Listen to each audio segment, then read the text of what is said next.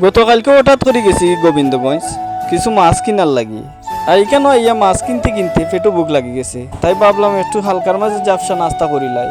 লগে আছেন বাতিজা রাবেল আর আহমেদ জায়েদ। রমজান মাস আওয়ার পর থাকি মানে কোনো ব্লগ ভিডিও ওর না, এগুলো যাও আছে সবগুলো ওই লগে ইফতার মাহফিলের ভিডিও। আর এই যে ভাবলাম যে সুন্দর করি এটা হালকার মাঝে জাফসা একটা ভিডিও শ্যুট লইলাই। আর লগে আছেন তো আর দেখরা এই তার দিস না রাবেলে খালি জাফটা জাফটি করে বুঝছেন নি তো কিতা কইতাম। আর গোবিন্দগঞ্জ গেলে যে মানুষটারে বেশি মিস করি তিনি হইলেন গা আব্দুল মোমিন মামা। তো ওনারে বহুত মিস করি। আর মামা আসলে রমজান মাস আছিল আর কল টল দিছি না, এরপরে ভিডিওর মাঝে আপনারা তুলে ধরি। আর ও যে দেখায় আমার বাতিজা রাবেলে একলা দুইটা রুটি লগে দুইটা ডিম লাগার বুঝছেন। ওই যে ভদ্র এবং নম্রদের আহমেদ জায়েদ অত্যন্ত বালা।